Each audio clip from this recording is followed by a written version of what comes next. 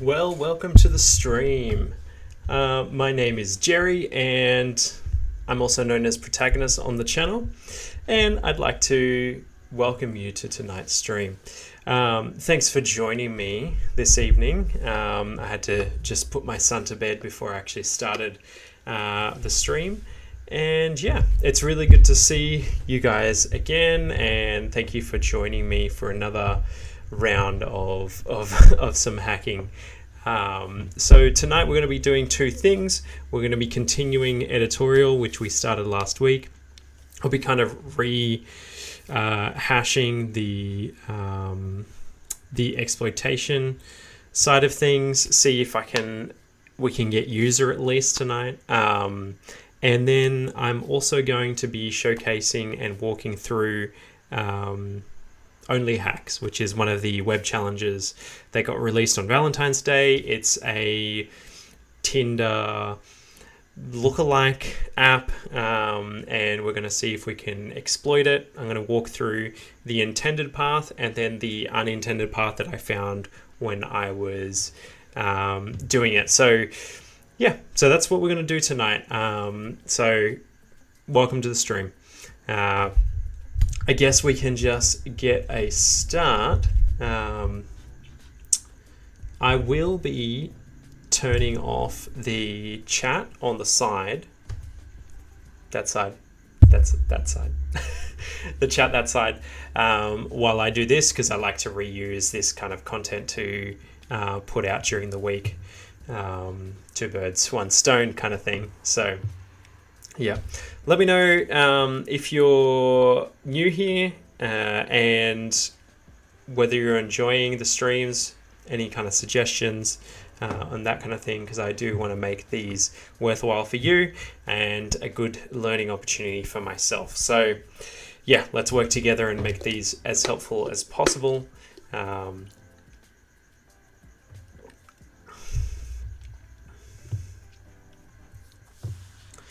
So let's get that is sorted. My instance is up.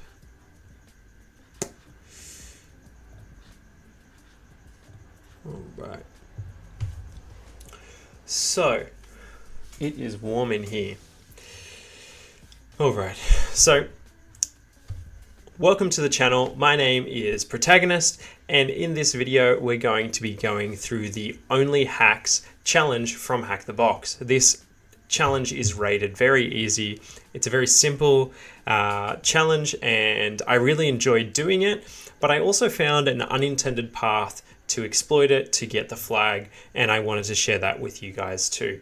I love this challenge because it kind of showcases the dangers that are associated with meeting people online, and here you are watching me online, but you can't trust everything that you see online, and that all the people that you interact with, you don't know what kind of intent they have with you, and I love that this challenge kind of showcases that.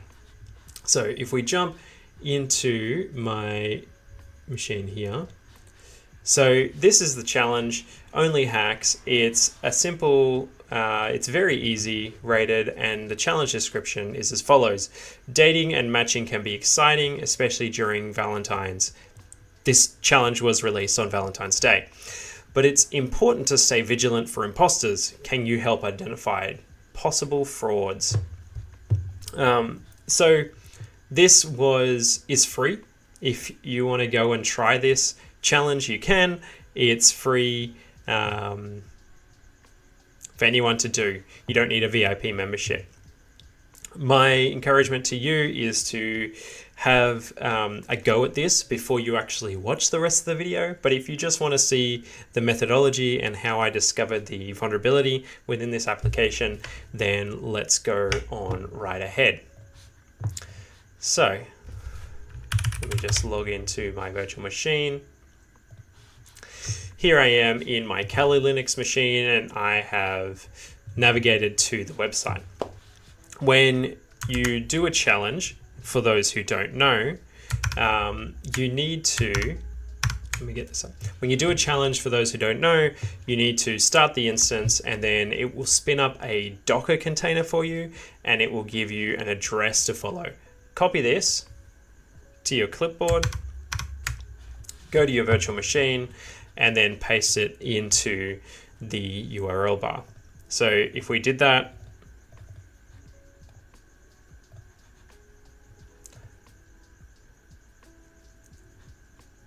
copy it to your virtual machine and paste it into your URL bar. So we do that, and it sends us to the login screen for OnlyHacks, where love is the ultimate life hack.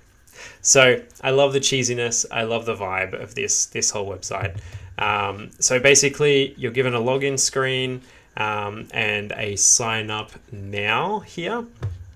You'll also want to spin up either Kaido or Burp Suite so that you can capture your requests and see what's going on. What we're going to do is we're going to sign up. So it asks for a username, a password, email, your age, a short bio, and then let me just zoom this out because this is meant to say something here, but I think it's usually meant to say, let me open this up.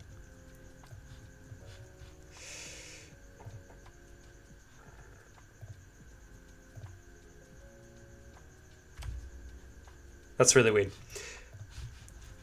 So here you put who you are, what you are, and what you're interested in. So male, female. Let's put a short bio.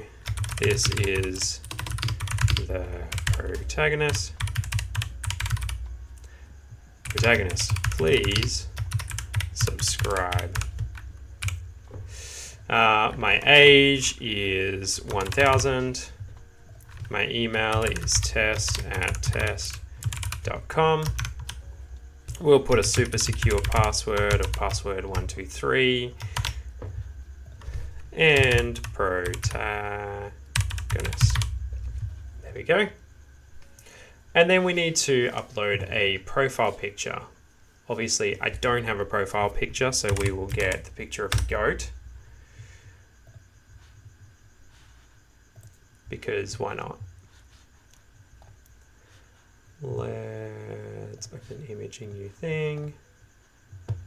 Save this image.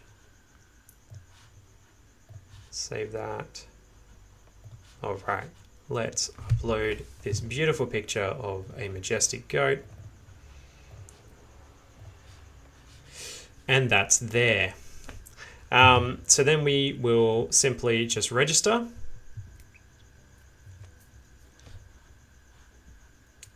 And it will send us to the dashboard.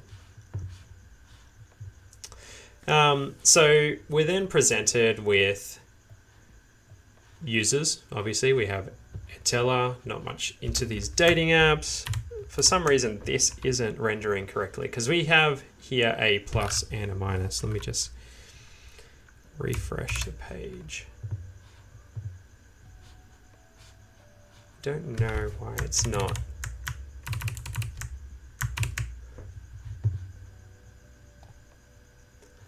Let me just open this. That's weird. So we have our dashboard and we have matches here. So in this functionality, we have a chat, and in this matches, we can send messages. It's pretty simple. If we go back to our dashboard, we can decide what we want. Tanis, I like persistence in everything, like gym, life, your Windows machine. I don't hang around here often. So we can click one of these buttons. If the buttons worked,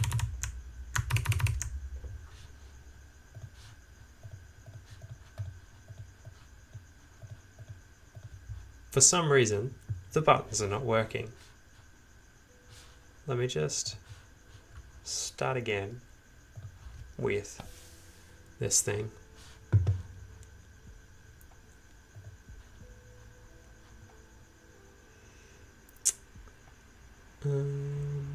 Give me a second.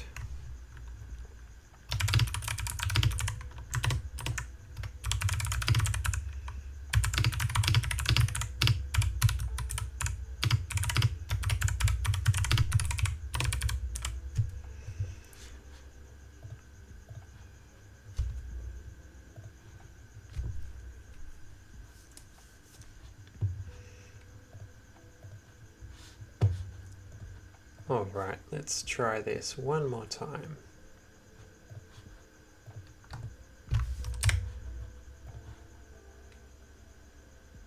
Please work. All right, so now we will go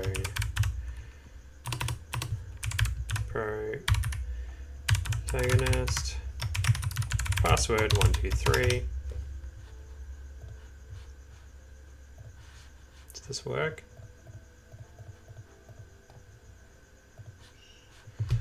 Why aren't you working?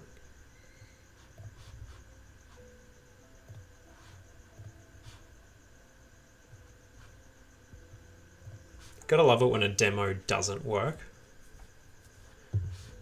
Ah, flip, really?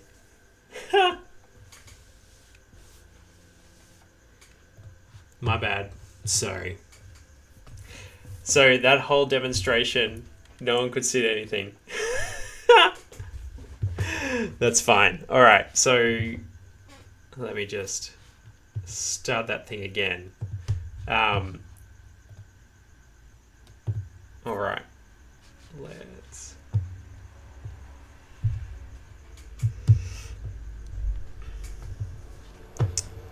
This thing is bugging me. Yep. So let's start again. You know what? I'm going to just spin up a new instance of this.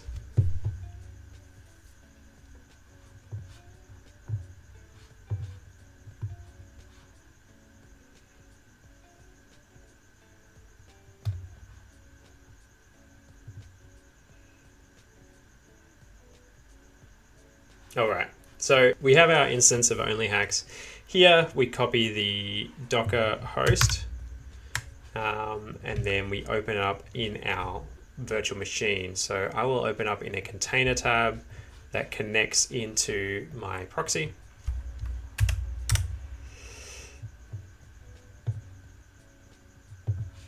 And we have a login screen. From here, we want to sign up now.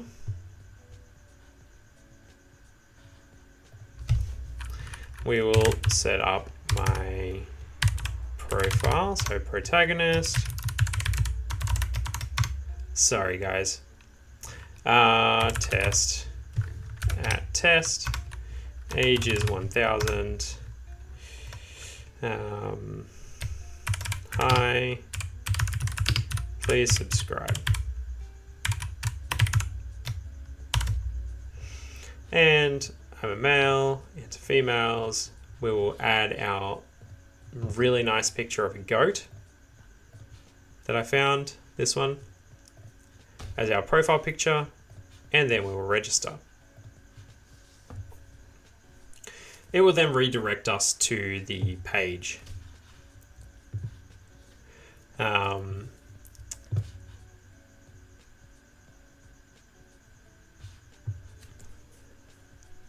All right, so now the issue that I've been facing is the buttons aren't really working for some reason. They're not rendering, which means we can't really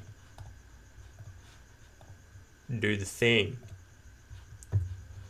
which is odd, and I don't know why.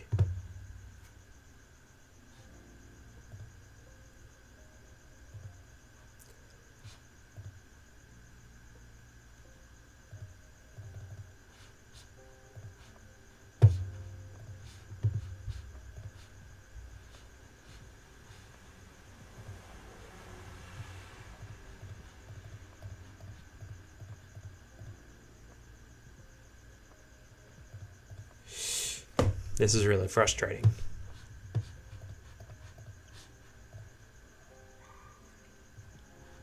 So basically the way this application works is we have our dashboard that offers up different people that we could match with, and then we have our matches. Once you've clicked on one of these, your match will appear here. We'll give this a go in Chromium. That is a good idea. Does Thingy offer a browser yet? Yes. All right, let's give that a go.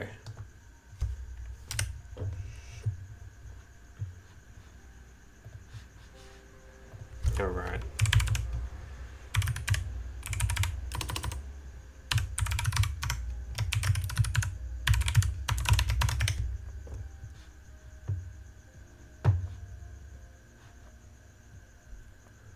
Ah, there we go. All right. Thank you. So we have our dating app here. It is loaded fully this time.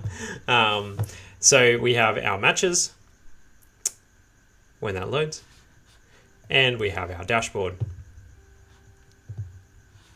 Here we can either add or remove people. So maybe we want that lady, nah, yeah, nah, and then that's it. That's all of our options. We can move over to the matches page, which will open up our chat, and we meet Renata. So let's send her a message. Hi, how's it going? What are you up to? It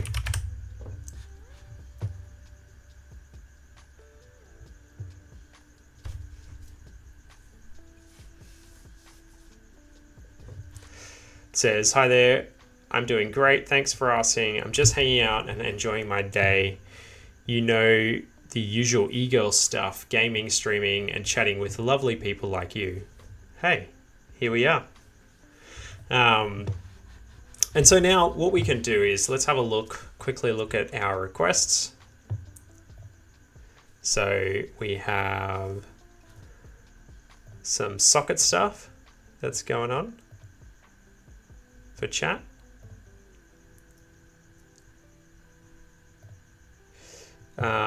We also have some information about who we've liked.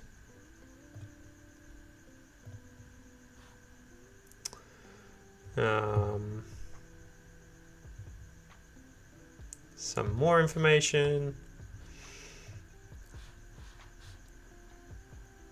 Let's see if we can find, where's our message? Oh, here we go. So this is our message here. I don't know if you guys can see that.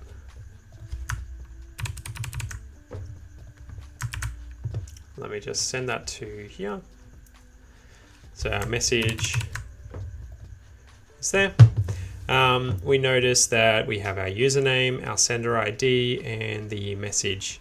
Hi, how's it going? What are you up to? So I could send that again. And that does an okay. Let's refresh the page. And it resent the message for us. So from here, we can think about like what would be something that we can do to this user as a threat actor, right? So as a hacker, we can think about maybe we could potentially take over their account. If we can take over their account, then we could do more malicious things with that kind of access. So first thing I want to check is, when we log in, does our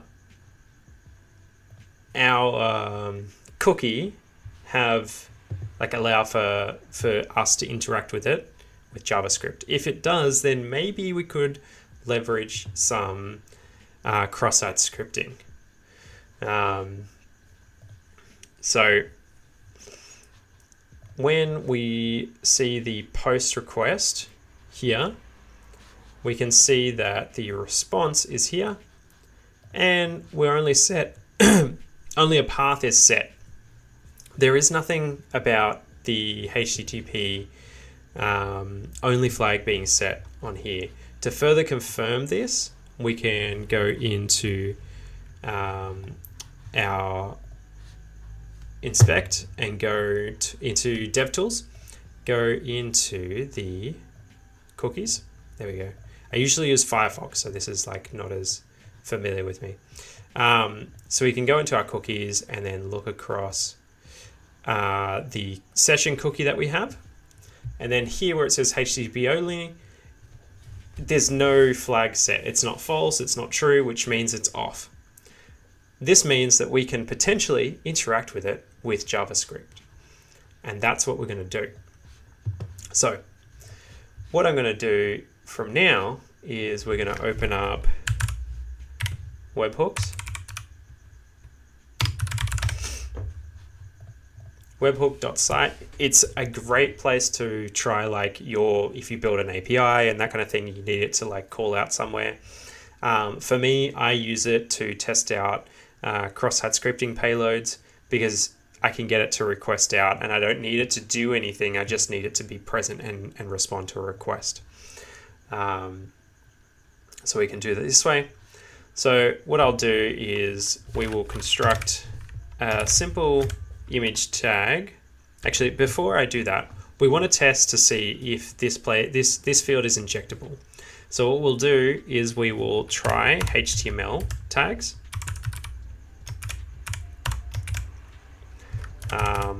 Because we want to see if potentially does this reflect onto the page for us. And if it does, then we might then be able to escalate to JavaScript. In this way, we see that it in fact does. So we're able to inject HTML into the page. That means the page isn't fully sanitizing the HTML entities of our input. And then the next thing what I like to try is just a simple image tag, right? Oftentimes web applications will have the settings set so that the protections exist against XSS, but they don't exist against they don't exist for normal HTML injection, because sometimes people just don't really care about that. They don't feel like that's a risk to them. In our case, we want to check whether image tags are allowed. And so we see here, nothing has appeared. If we do a image source equals X, we see a broken image, which means that it tried to reach out to X, and we'll see that in our requests here. So here we have this request here. It goes /chat/X, and the resource was not found. So then we get given this little icon here, which says that it's broken. So now the next phase is testing whether we can get cross-site scripting. So what we'll do is we will go image source equals X, close that off. We will then go on error equals, and we'll do a simple fetch. And within our fetch, we want to put our webhook thing address, and then we'll put a question mark and cookie. See if we can get over there. Can't see that apparently. Let me just... Yep, so question mark, cookie equals. And then outside of our payload, let me just open up this so we can actually see what I'm doing.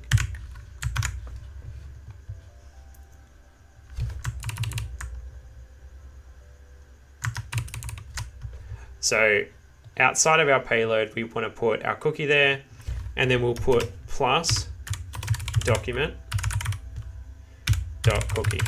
Essentially what we're doing is we're causing the image to error out.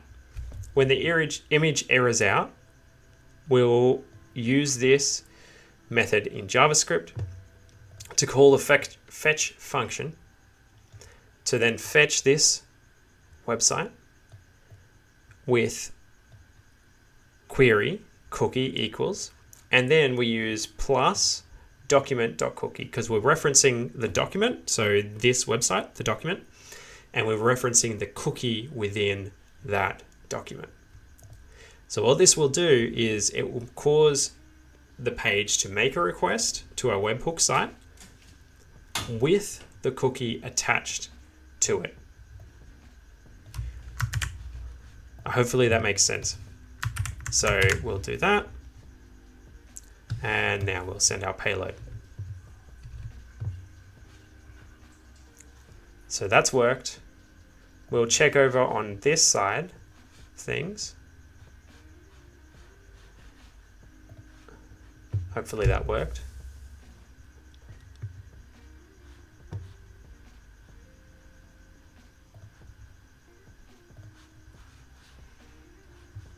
Let me just reload this.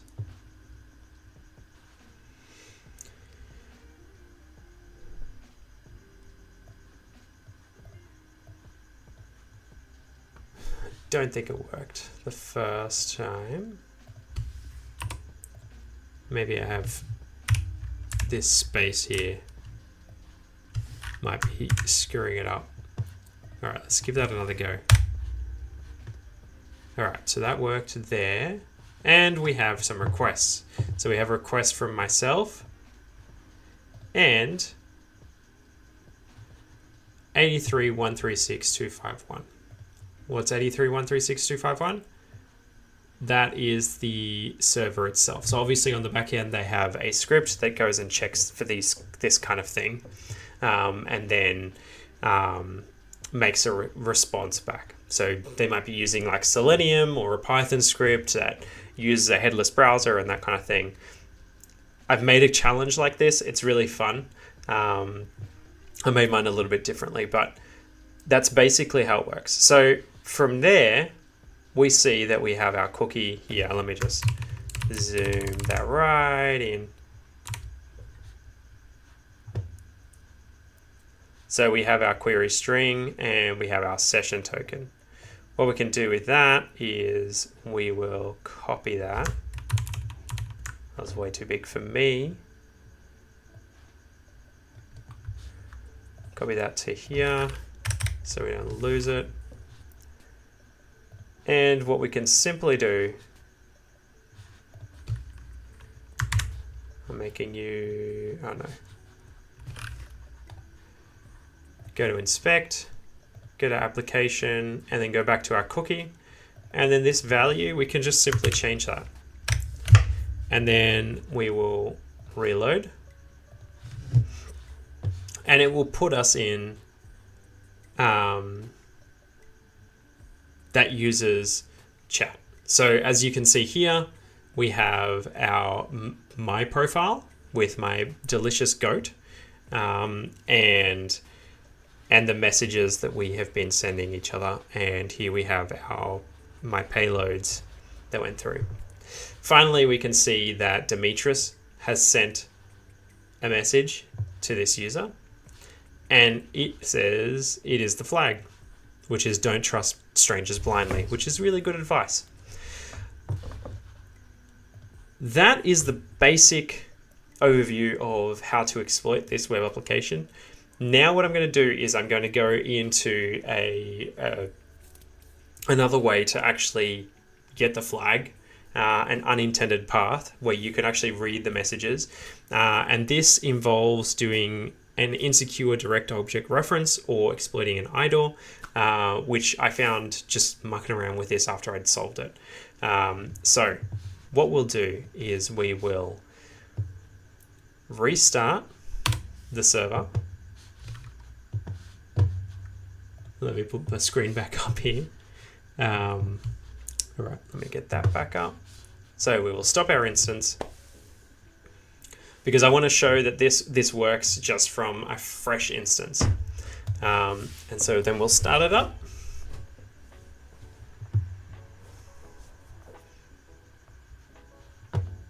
We will copy over our IP address.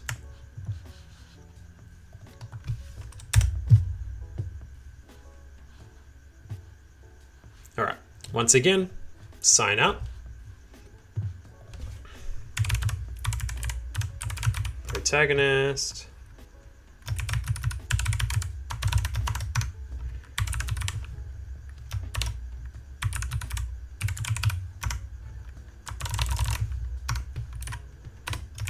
Please subscribe and like. In this case, we'll just whatever. And we'll go to our mountain goat. Oh, I just clicked cancel. That's not helpful. Select that and we'll register. This will obviously log us in.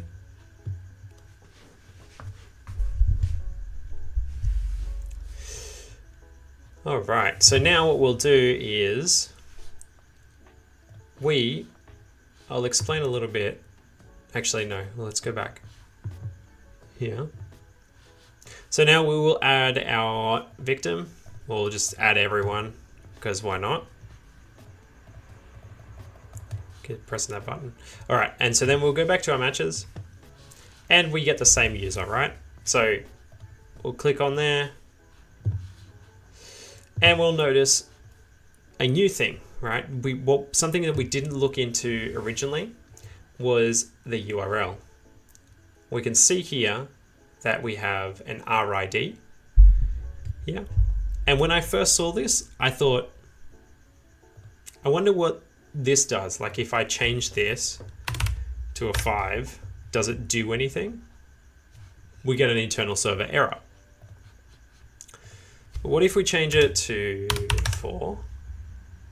Again. But what if we change it to a 3? And it comes through. What I realized was this refers to the chat that's within the user's like history, and it's the ID for the chat, and so it will fill in ID number 6, which is the ID of my user with this user, with Renata, and it will fill it in properly. But if I change this to 3, it will just give me the chat of the other user and gives me the flag. So that was an interesting unintended solve for this one, because I think it's fascinating that we can do that. So I could potentially then, because it's communicating to this user, we can test this out, right? So I'll go, hello, I'm reading your messages. All right. And then we'll go back to our original user. We will do our XSS payload. And this is just a proof of concept. Like, does this actually work for our other user? So let's copy their session token. We will replace our own with the session token of this user. Refresh. And if we go to Demetrius, where that flag is, we were able to send a message. One, we could send it as the other person because it's coming, it's the chat is between us as the user and the recipient, obviously, like that's how chat works. But in this case, the application is treating whatever I write in here, in this text box, this text box, as from whoever you're logged in as. In the previous case, because I wasn't Renata, it's treating it as I am, what is this guy's name? Demetrius. So I wrote, hello, I'm reading your messages. The web app saved that message as if I'm coming from this. I just had a moment where I was like, maybe, how does that work in terms of sending a message?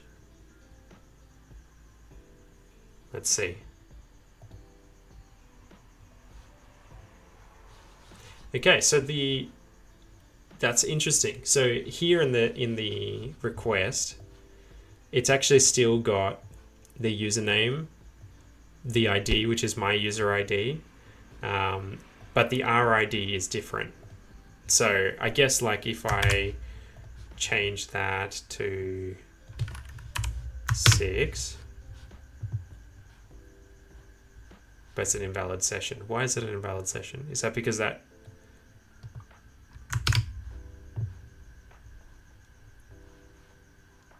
interesting.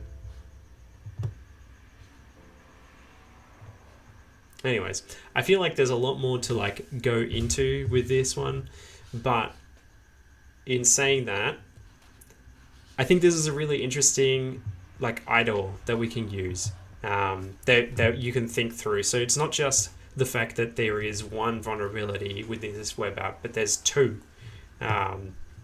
There's probably more. Like if we spent a lot of time just mucking around with this application, we probably uncover several more. But I think the point of it was the cross-site scripting, and then a plus for us is exploiting the idle. So yeah, but let me know in the comments if you enjoyed watching the intended path and then the unintended path. I really enjoyed finding the unintended path, and I hope this helps in your pursuit of understanding hacking better and being able to secure web applications better. As usual, thanks for watching, and we'll see you in the next one. Anyways, so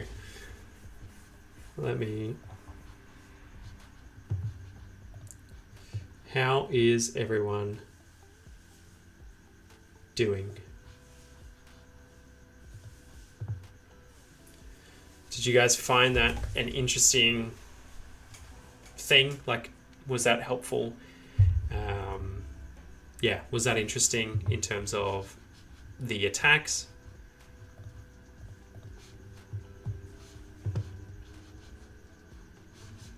I'm just getting myself set up for editorial, so, and I need a drink of water.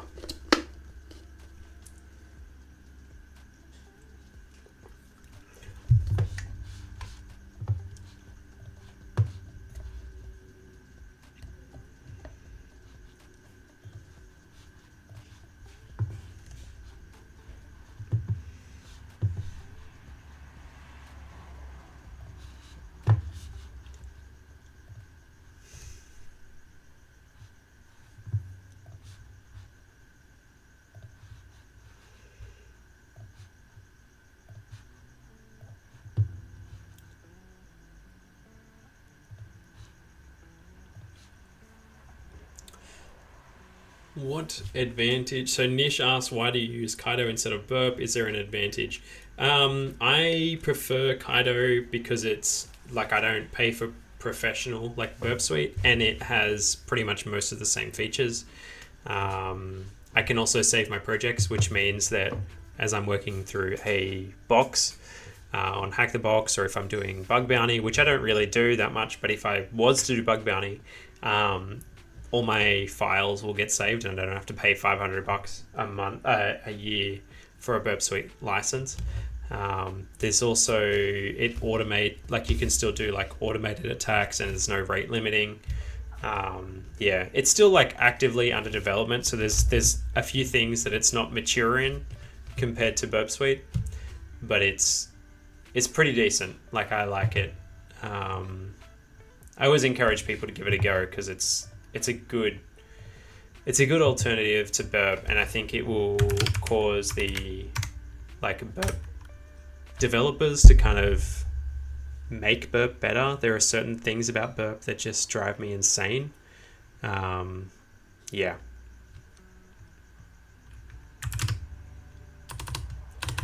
All right, so I'm going to be starting editorial in just a second.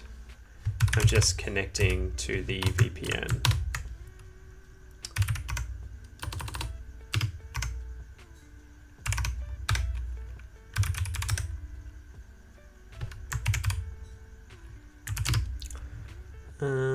And we're going to editorial.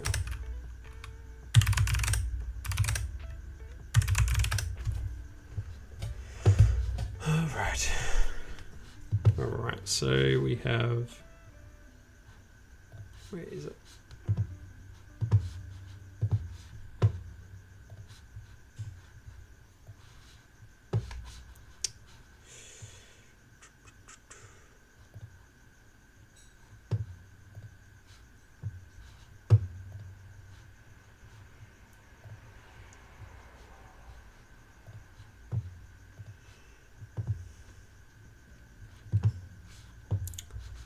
All right, let me just get that back up there. So we have all right, cool. So to kind of recap last time, I've been thinking about this machine all week because it was just kind of irking me. So there was two ports open. We have port 22, which is SSH, and port 80, HTTP. We have an editorial website. We see there was a couple of things that we noticed. There was an upload function for submitting books to be published, to be considered for publishing, and there was an option to add a URL for the cover of your book, which then we would get a callback from.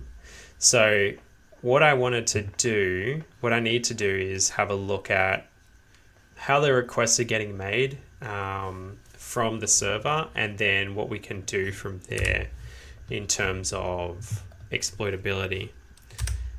What I was thinking this week is I wanted to do a little bit more fuzzing because I wasn't sure whether there was more to this application or not. And I wanted to make sure that I had actually covered all the bases for it. So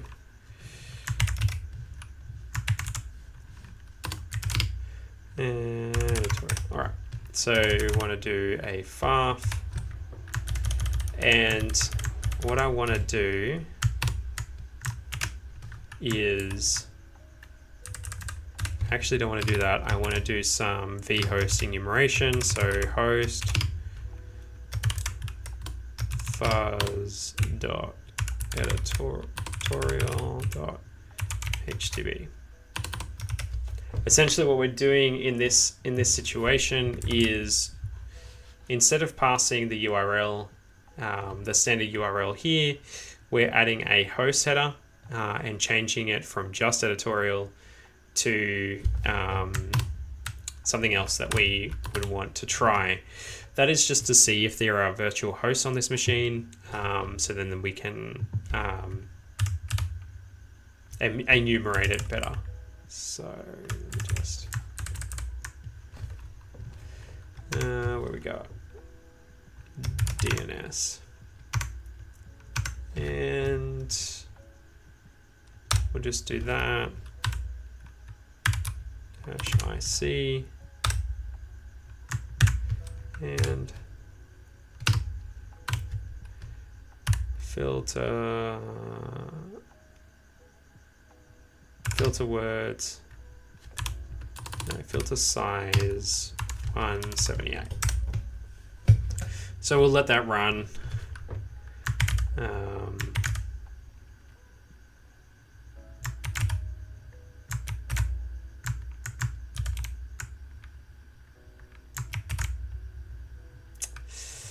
Right, so now what we'll do is, I don't like that. There we go. All right. So let me just open my browser. We will open that there. Editorial.htb. All right, so obviously these are nothing. We've got this. I'm thinking that there is a way that we could potentially get this to make a request to a page that has some sort of content, which then we could use to our advantage. So what I might do,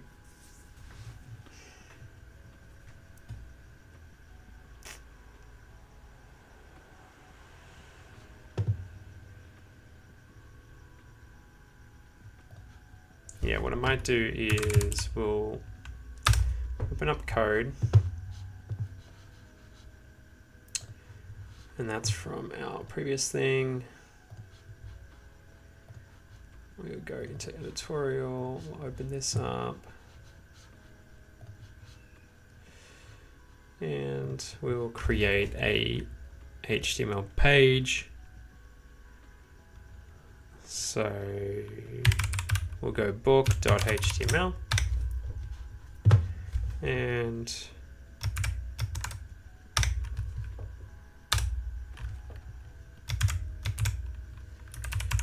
add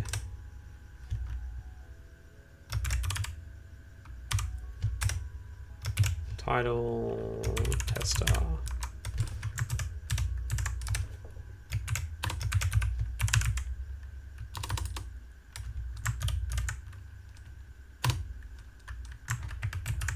And what we'll do is we'll put in the body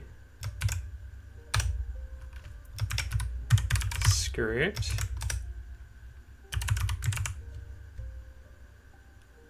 fetch, and we will go HTTP and we'll go 10.10.14.11 port 9000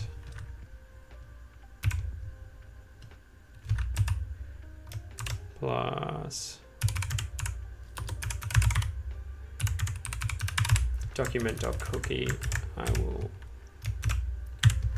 We'll just give this a go because I'm not really sure what direction to go in with this.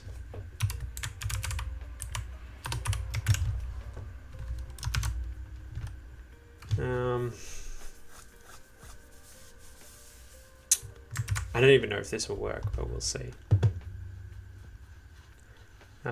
And so I will serve this.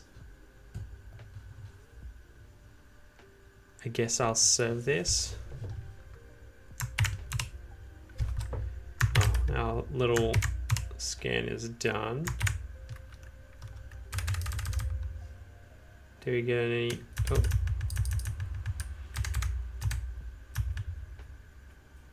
No, we got no hits.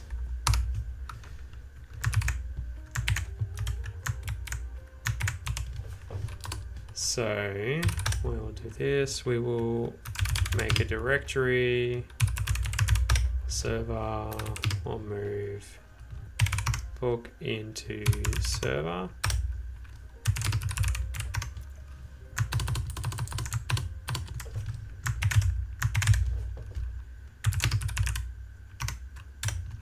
And we'll start that on there. And we'll start that on 9,000. All right. So we have our server running on port 80 here and a port 9000 here. So what I'm going to be trying to do is getting this to go to us.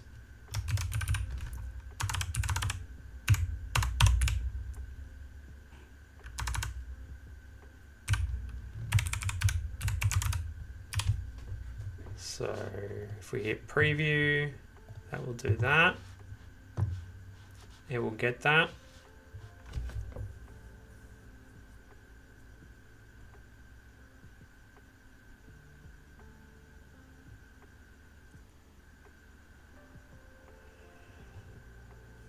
So it visits the page, but it doesn't actually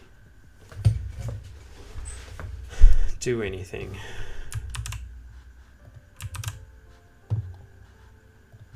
Just see if there's any. There's no cookies.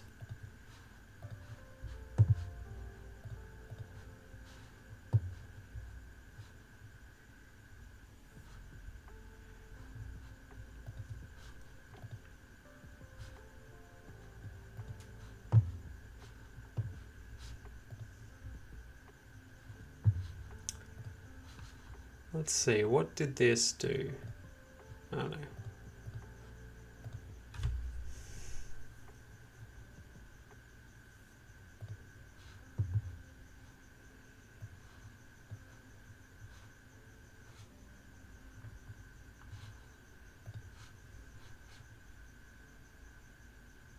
Okay, so it did fetch the page.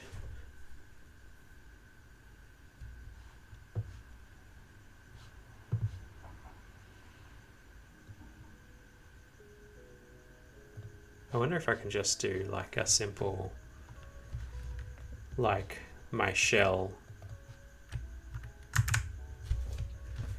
Let's have a look at what's in that file.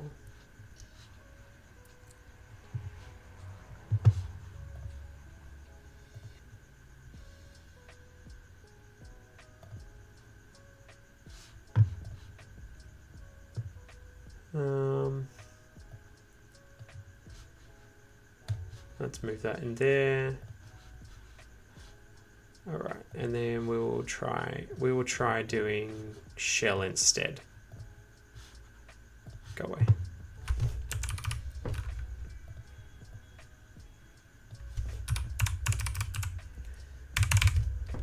Surely it's not like this.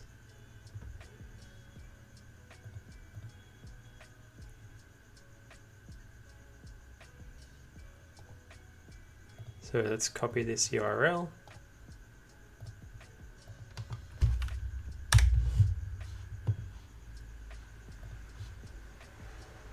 Okay, so it downloads it, but why does it do that? Is it because it's an octet stream and not?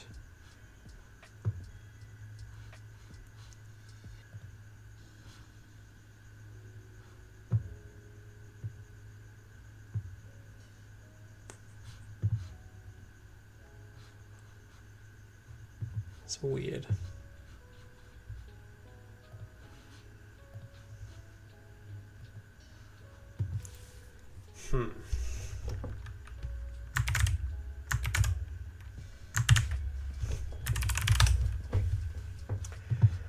So let me just see if I can. I want to see if I have any notes on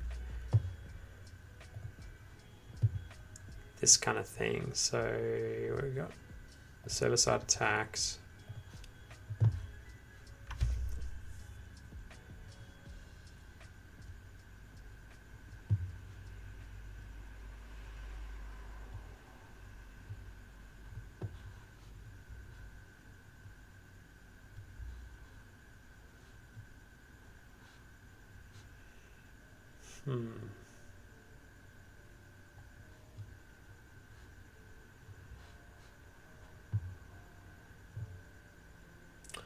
We could potentially try to fuzz the server for its own files.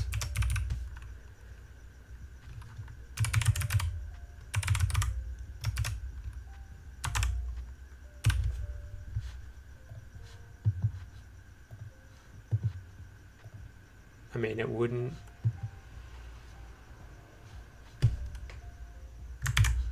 Actually, let's. If I change this to a simple list.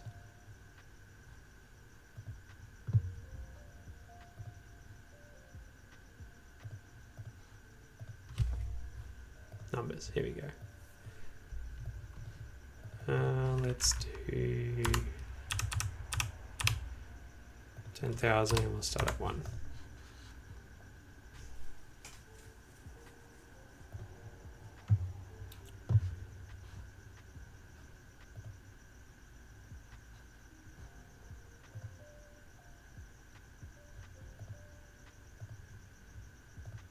So that's giving us the same kind of result so far.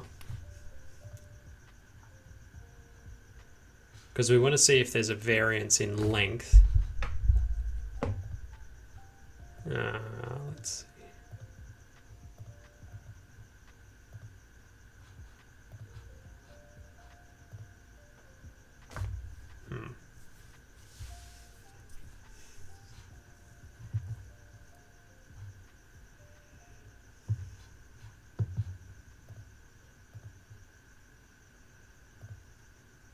Oh, here we go. We have a 5,000.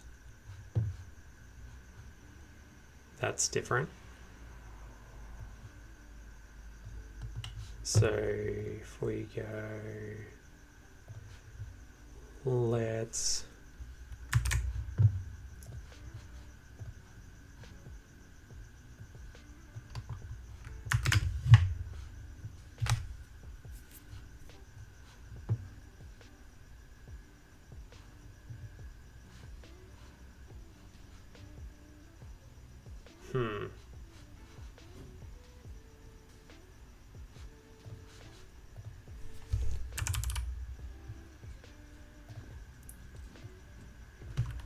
we got a 5,000.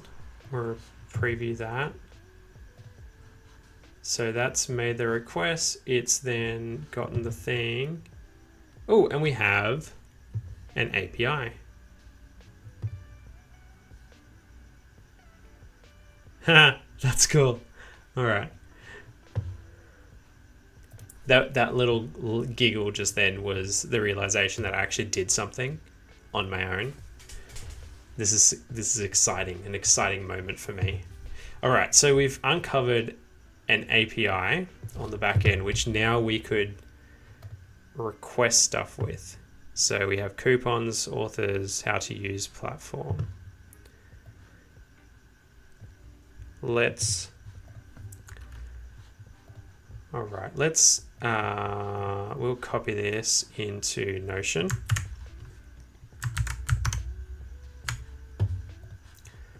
So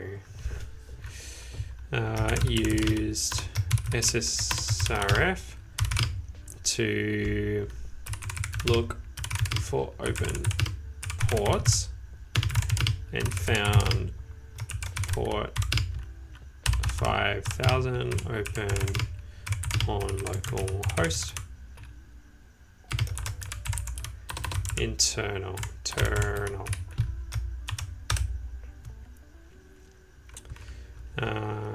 This gave us API specs.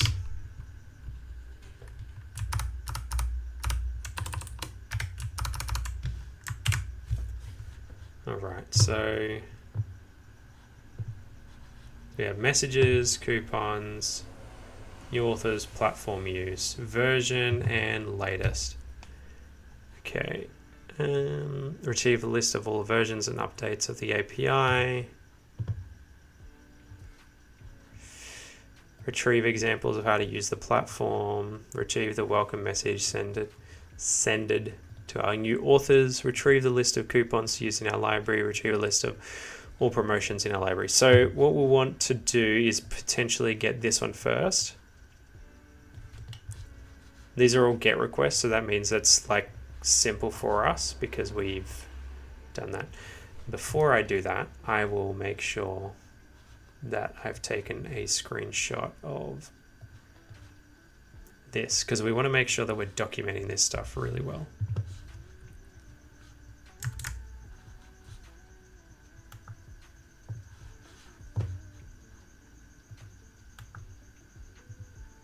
Nope, that is not what I wanted.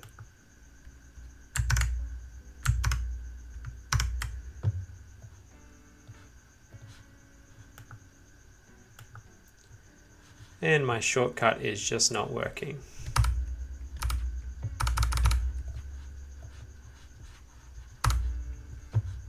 I have a shortcut for print screen on my mouse, but it just wasn't working. So, all right. So now we will go back to here. We will add our screenshot here. So now, next. All right, what we do next is we will continue using this. So because we found this already, we will continue to exploit it. Where are we? No, sorry, wrong one. There we go. All right, so we want to do how to use the platform. Actually, it'd probably be just easier to do this. Oh no, so because we want to intercept the response and it's part of the flow. So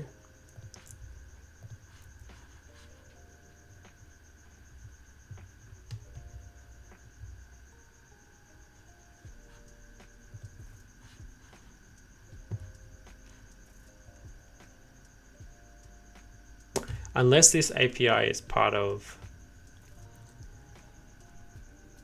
this.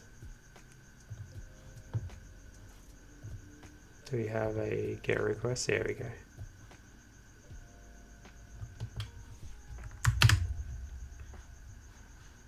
No.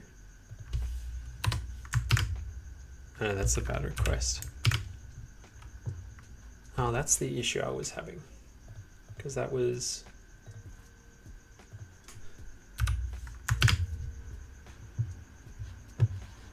Must have cleaned it up. All right, so how are we going to do this? Because that didn't work.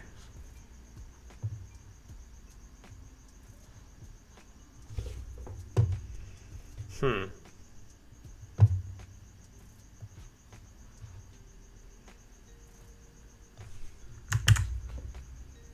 right, let me just put this here so it's a bit more accessible. All right, so let's try this one.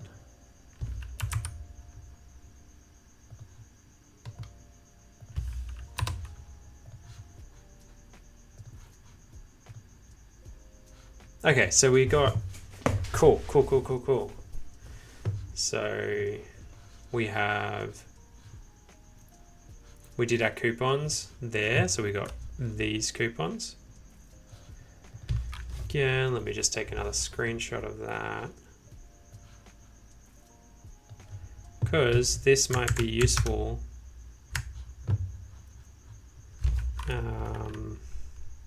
This might be useful because they might be passwords that we could use to SSH onto the server. We never know. Retrieved coupons.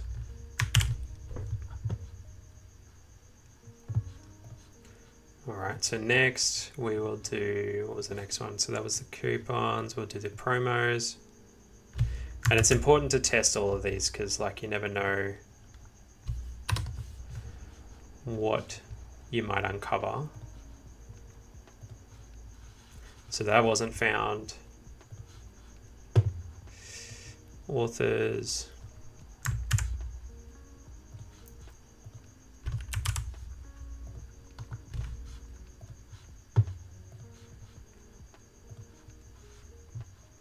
Okay, we have our template email. Oh, and a password. That is flippin' great. Great for us. Let's take a photo of that.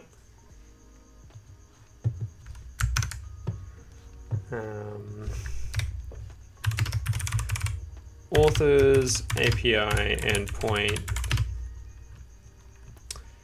shows the template email and default password for new authors.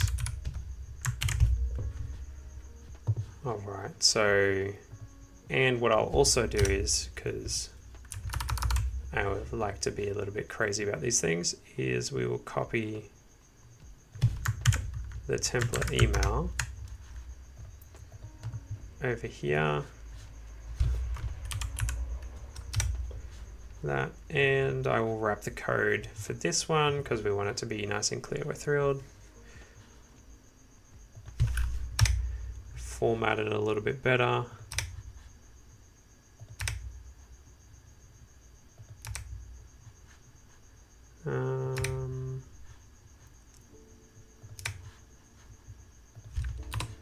All right. Let's get rid of this, get rid of this, this.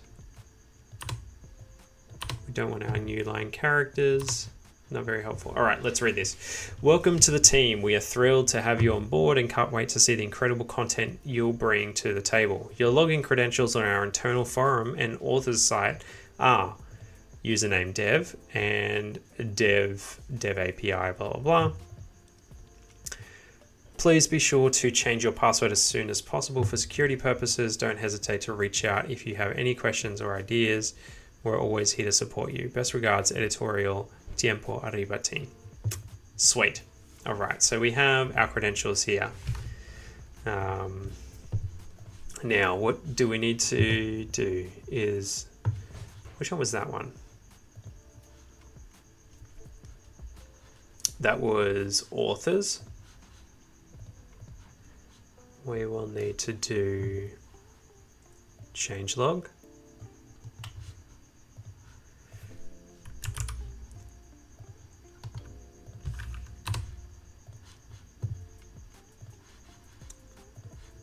All right. Oh, and we have some interesting information from the changelog.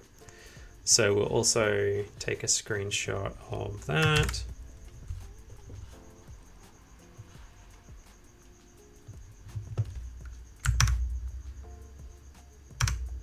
That is not what I wanted.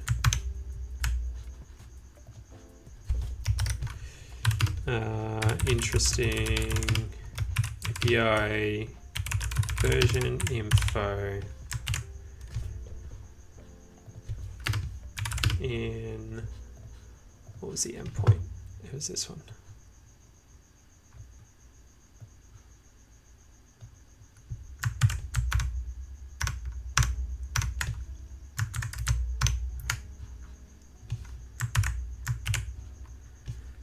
In that. So this one was, just need to make sure that I'm documenting this properly. So that was for this.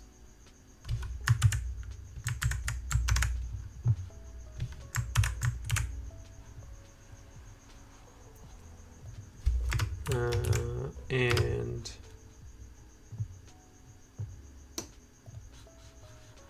that was that coupons? Yeah.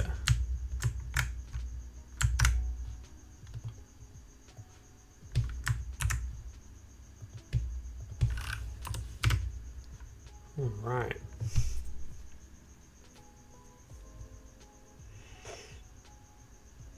We're making some good progress here, guys.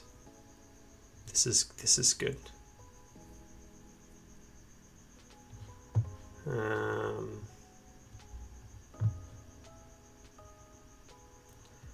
So we have 2 contact emails.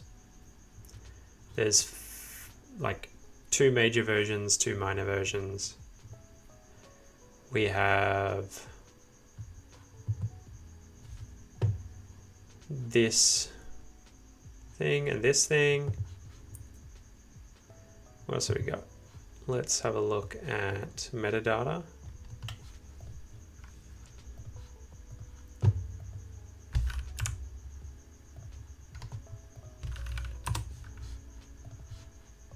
Do that one. So there's nothing there. And did I miss the promos one? Because I don't remember doing the promos one.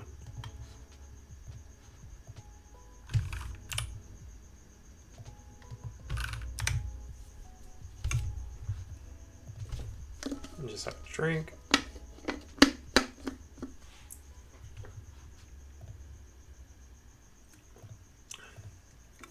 All right, so we've done promos, we've done metadata, we did changelog, we did the authors, promos, coupons, we did the how-to, but that didn't have anything on it.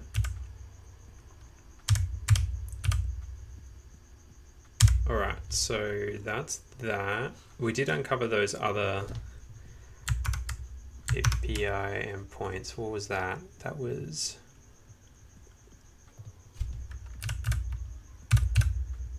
here. So do we like try those as well? If I do this, will this give me more?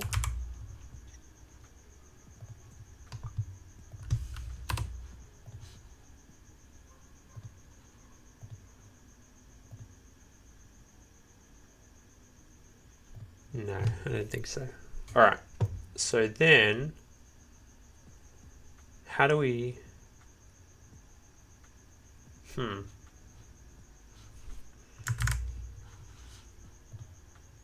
I mean, we can always just try logging in via SSH. So SSH dev at editorial.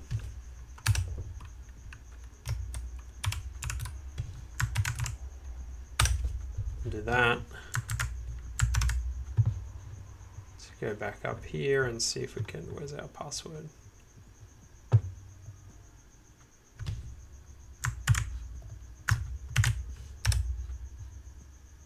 Oh, and we're in.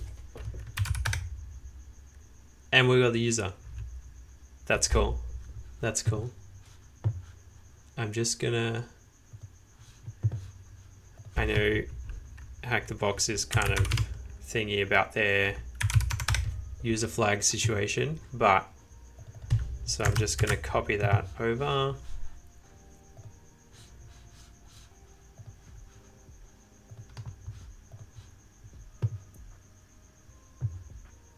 And submit the flag. So we submitted the flag, which is exciting, very exciting for me.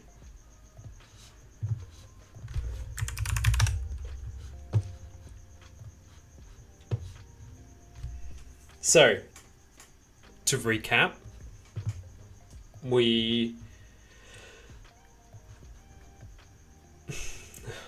me just catch my breath, man. All right, so what we did was we were able to exploit a server-side request forgery in the cover URL field, which first we ran a bit of like a port scan to see if there were any services open.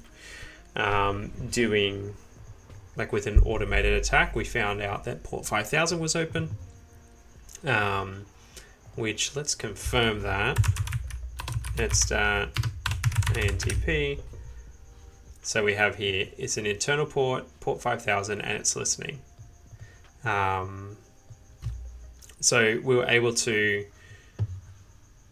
find this port.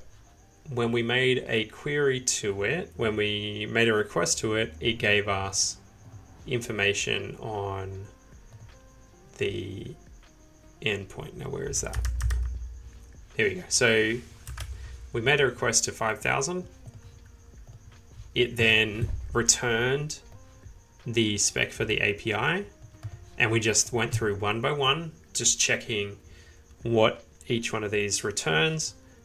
From that, we were able to uncover the promos, the authors, the changelog, and some of the metadata. With that information, the authors had a templated email. Where is it? It had a templated email message which had the dev username and the password. And that's how we got in. So then I tested that username and password because potentially password reuse. Dev, maybe a new employee, didn't change their password, and we got in. So yeah, so we'll see, because it is a Linux machine, we want to see sudo-l, and I don't have the password at hand. Let me just get back up.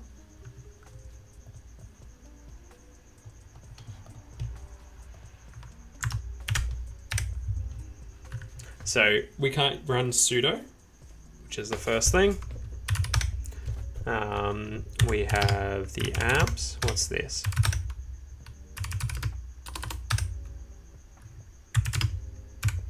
We have a dict.git folder.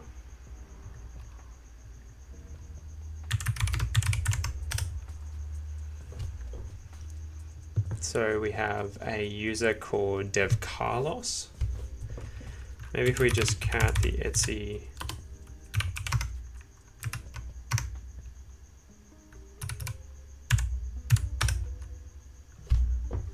So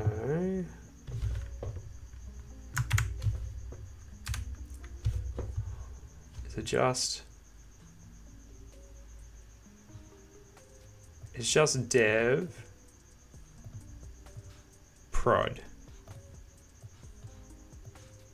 So we're just dev, but then the prod user is the next one, and root.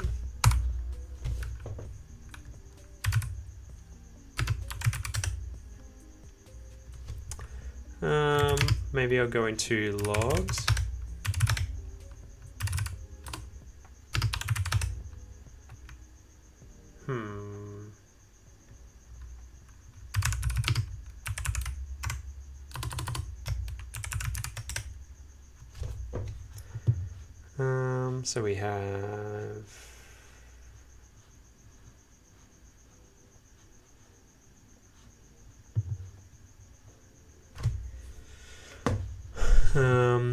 So we have our initial commit, which is create the editorial app.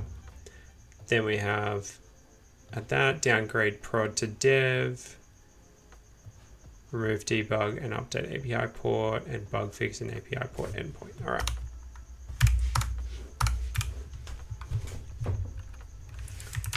All right, so, oh wait, cd into logs, refs.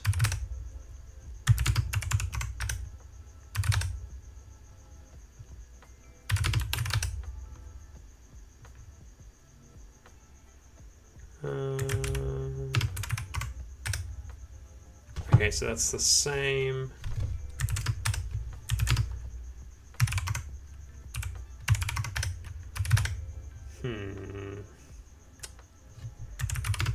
Description.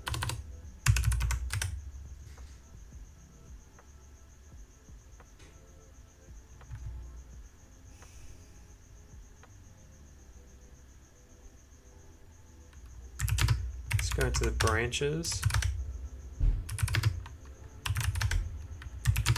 Thing. Let's go into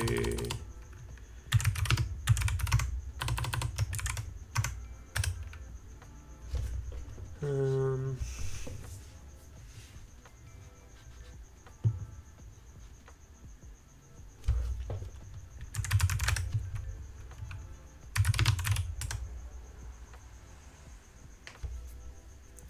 that a custom theme in my terminal? No. Let me just see. This here. This is Starship. It's freaking awesome. If you ever get a chance to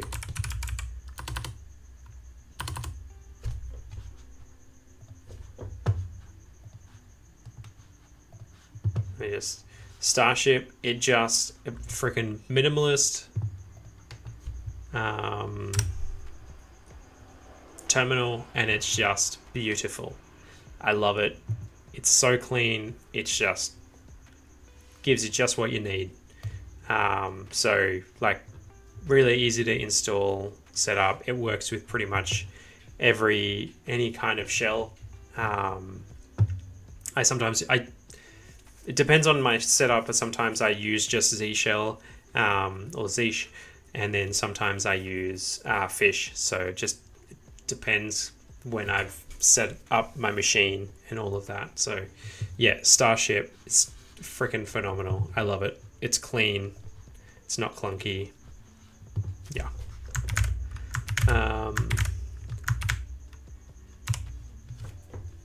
All good. All good. All right, so let's see hooks.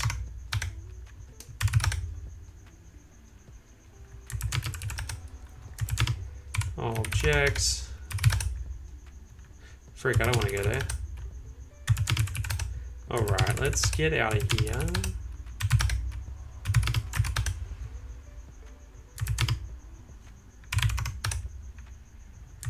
All right, so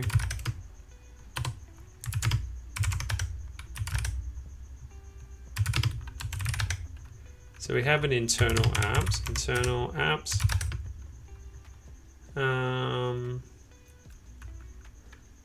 environment scripts. What is that?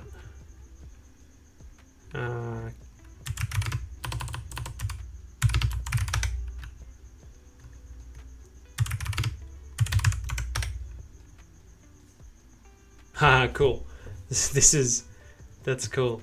So it cleans up whenever we do uploads and stuff like that. It cleans it up for us. All right. What else was in here? Clone changes. No.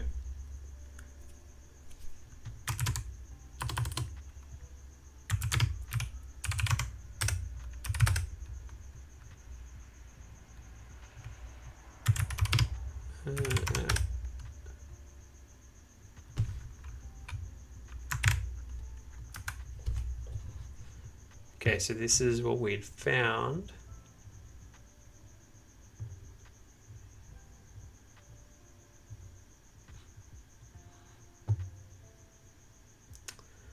So is it possible that prod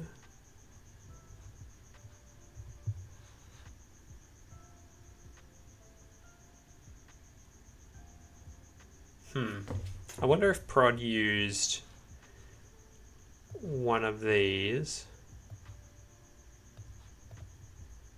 as their thing. Let's have a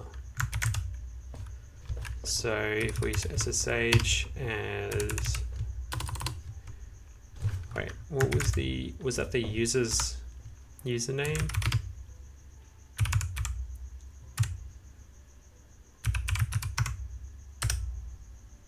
Yeah, prod.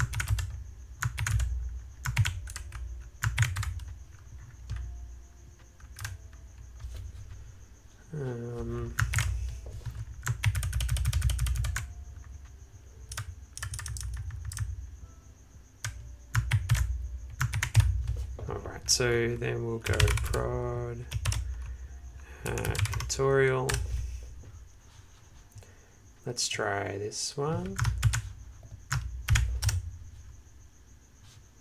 That didn't work, so then we'll try this one. No. All right, so they didn't work.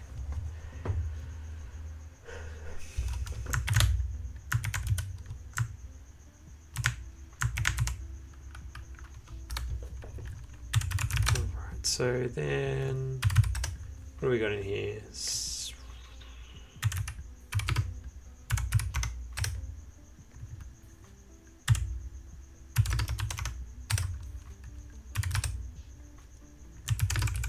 That's probably not that useful.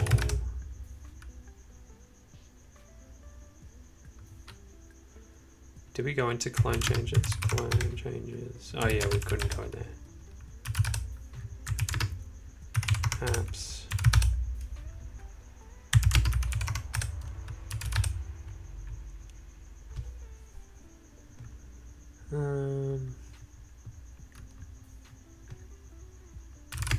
What is that? Sock.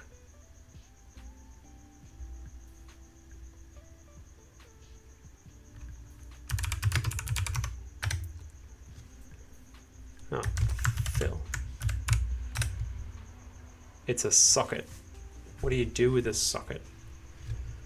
File.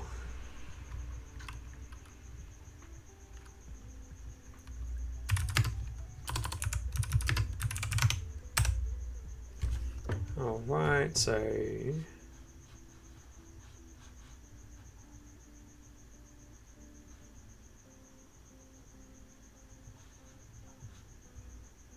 just seeing what we can do. So we got upload cover.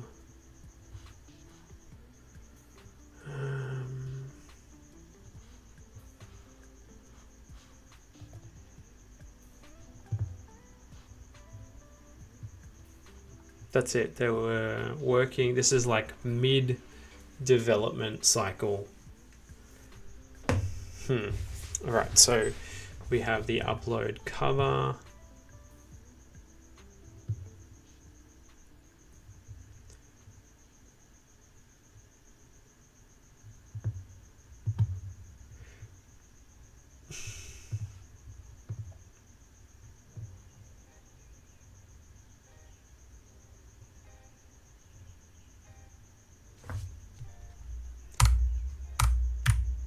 So that's that.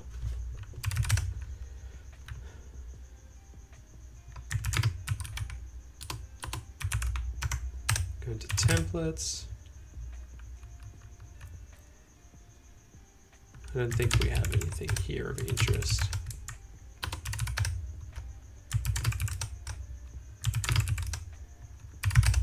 All right.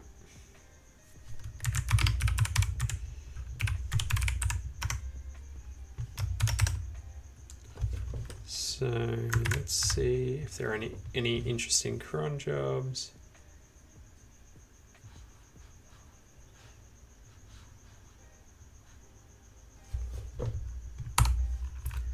And tab. Nothing for me.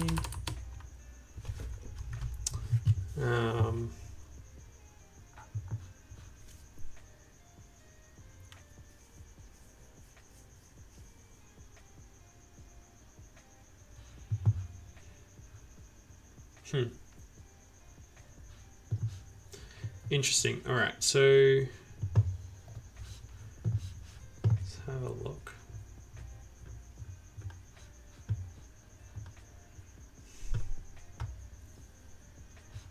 Just trying to think what we could potentially use.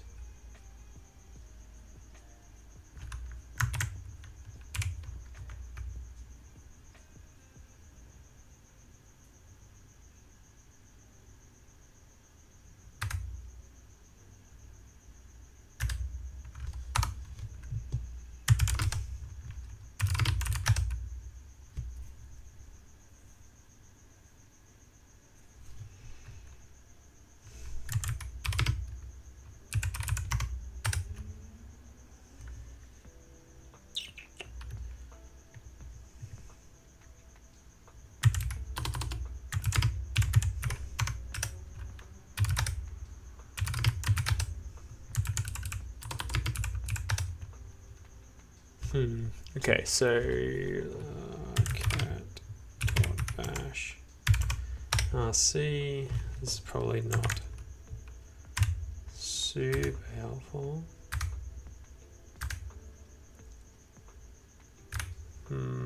Nothing there.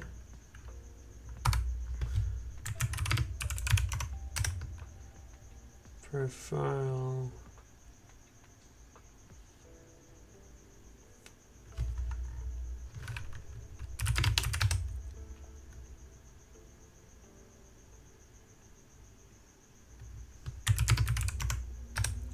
There's got to be something here that's helpful, like this git file.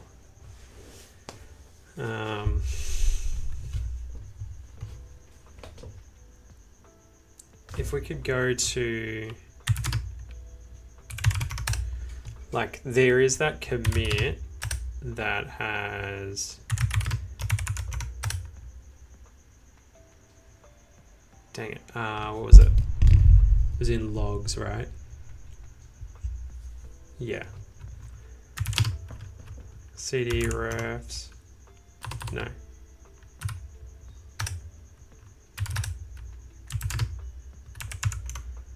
Heads. Oh, let's see how big this thing is.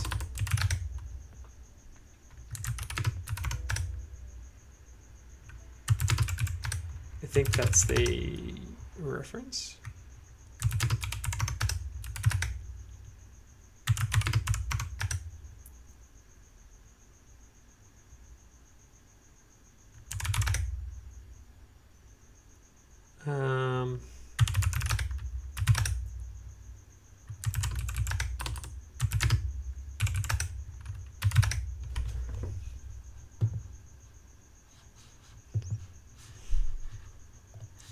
I need the Googles.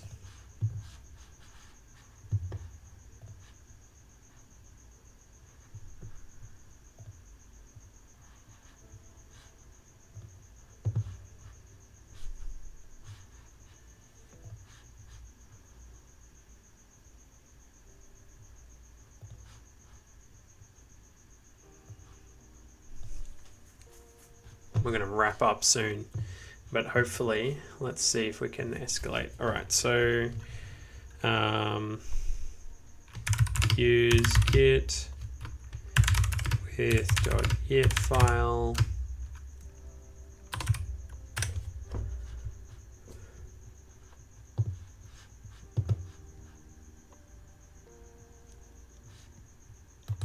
I don't know much about Git. Like, I've only used it to commit stuff, but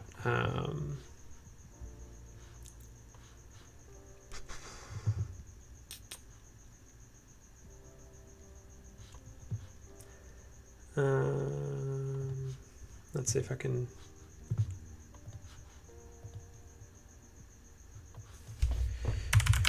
to view previous.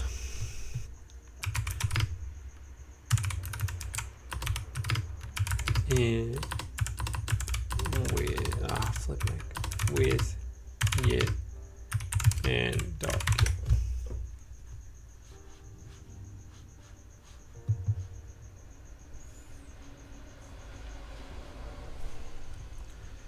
So we can use git log.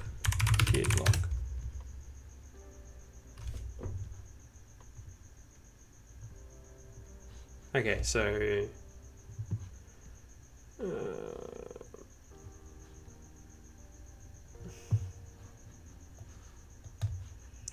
can I access this commit?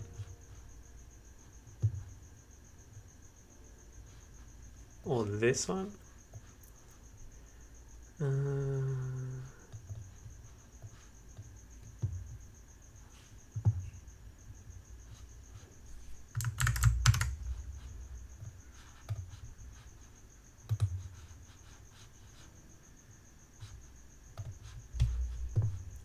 All right, viewing, use git log.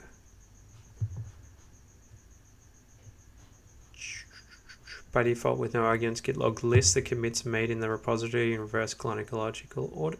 Chronological order. that is the most recent commits show up first. As you can see, this command lists each commit with its SHA-1 checksum, the author's name, blah, blah, blah. Genre variety. One of the more helpful options is /-p, which shows the difference. Yes, that's what I want. All right, let's have a look at that. So we'll do that, -p.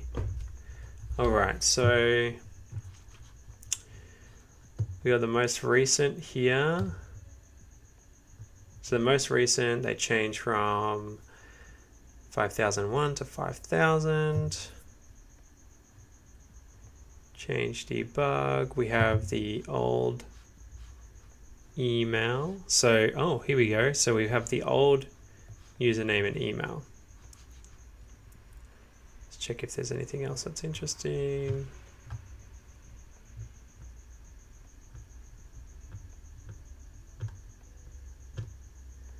No, just everything was added. All right. Let's get back to where we were. Was it here? No, just here. All right, so we have prod and a production email, which is super cool if we can get that. All right, so that's this.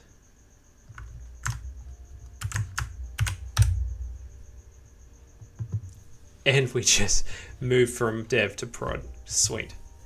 All right, so let's take a screenshot of that.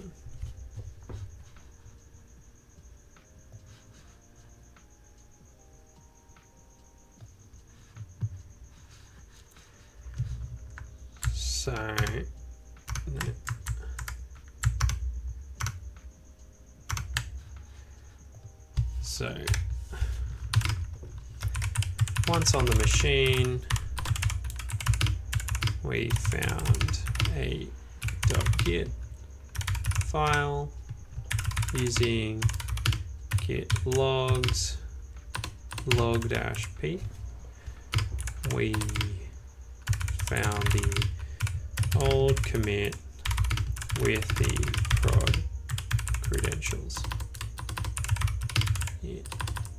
Credentials in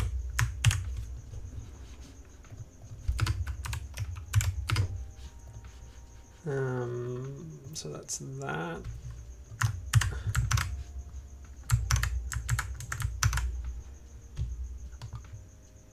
So that's prod.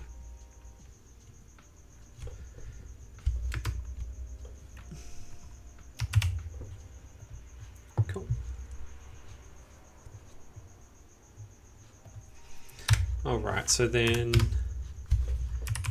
logged in as prod with SSH.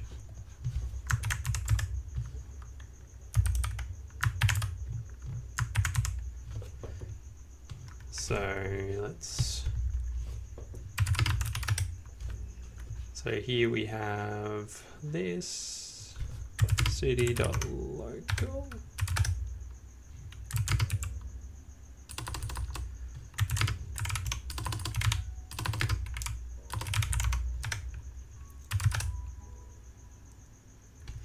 We have Flask and Gunicorn and Python 3. Sudo -l.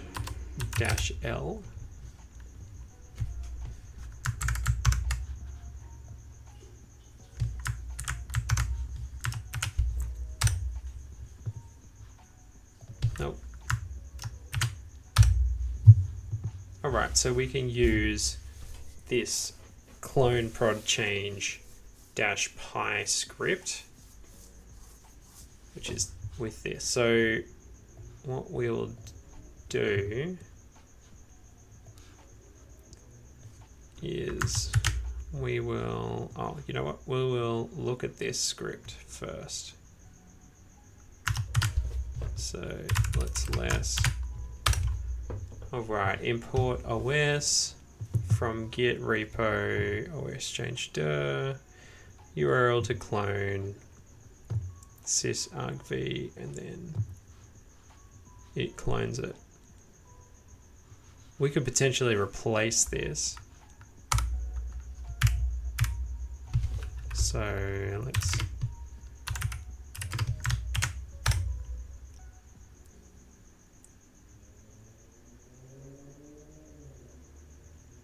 prod group can read and execute. Okay, so let's have a think. Let's have a think.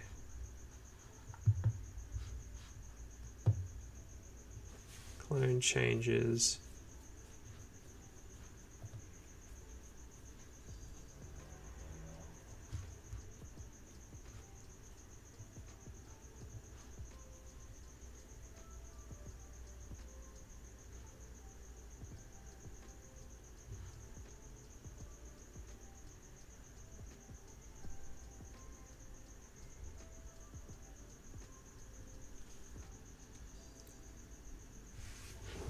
This is interesting because I actually have no idea what to do.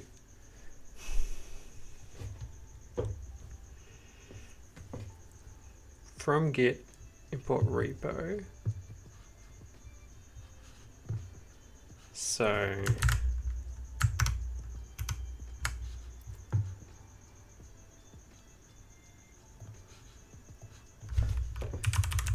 Python git repo.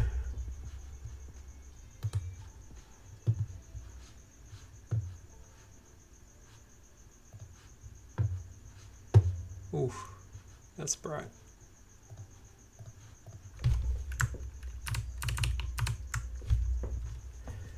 All right.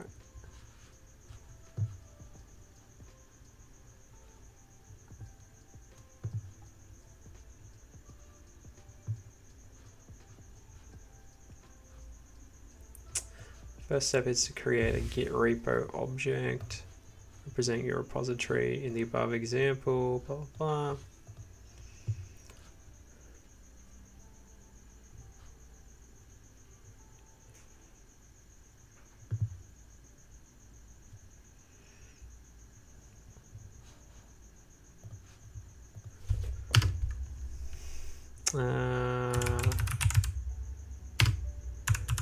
Execution.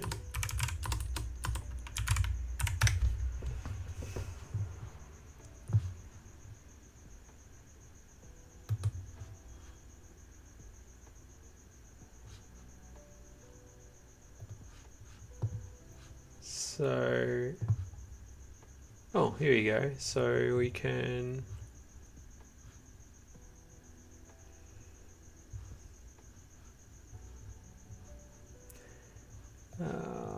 let's see. Affected versions of this package are vulnerable to remote code execution due to improper user input validation, which makes it possible to inject a maliciously crafted remote URL into the clone command. Exploiting this vulnerability is possible because the library makes external calls to Git without sufficient sanitization. All right, so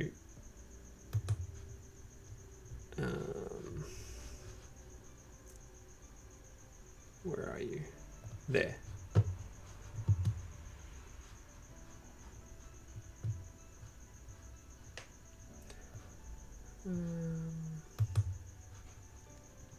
Exposes some methods to interact. An option can be passed as well, leading to RCE. A full working example is so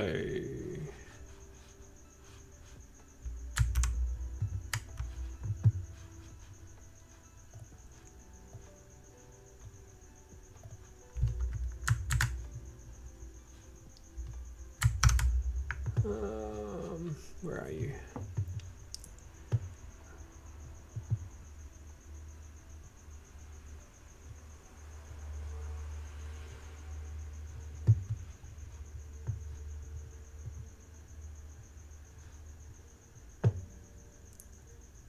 usual solution is to, let me just have a look at this one.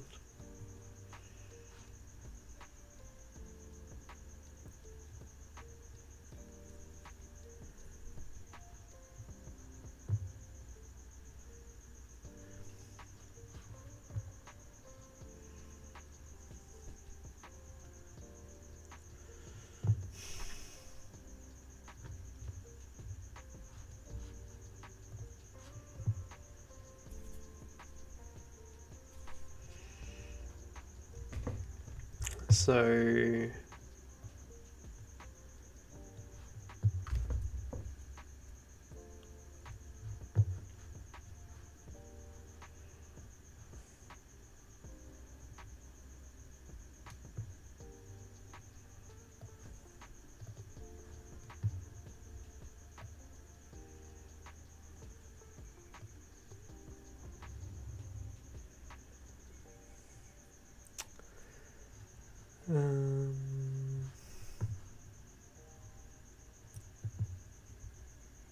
I don't really know what to do.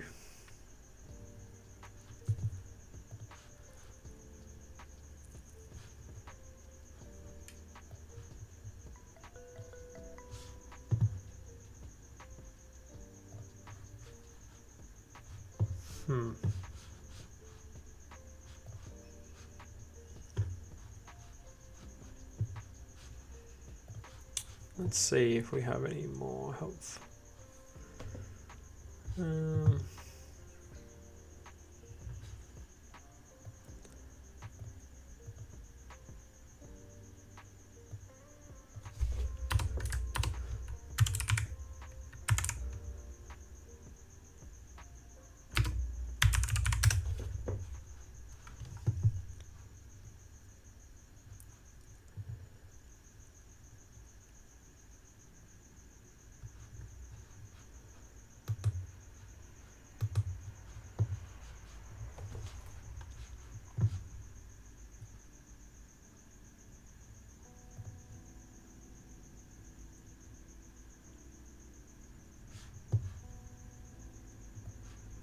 I mean, do we just do this?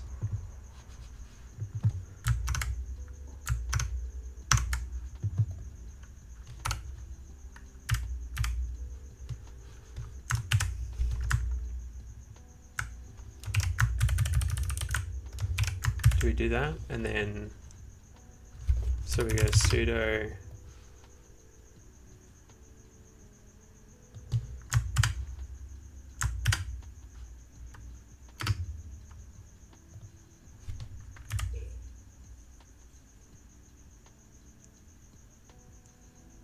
that. Okay, so there was an error.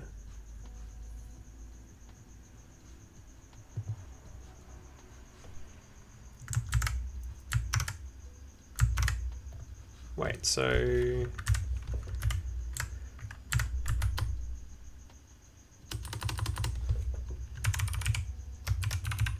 I did this.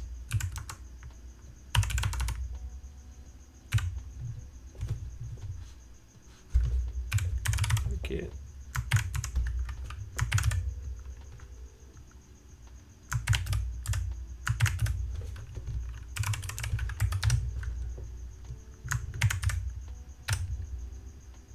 okay, so what it does is it makes a request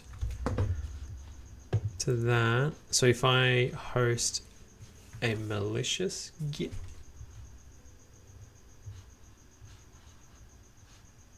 service Git upload pack. I think I'm gonna have to come back to this one, to be honest, because it is my bedtime, and my brain is fading. Anyways, thank you for joining me on this stream. We will, in the next video, like next stream, next Saturday, we will pick up where we left off, and we will get root. So exciting times. We got user, we'll go to root. And thanks for joining me. Really appreciate it. Have fun. See you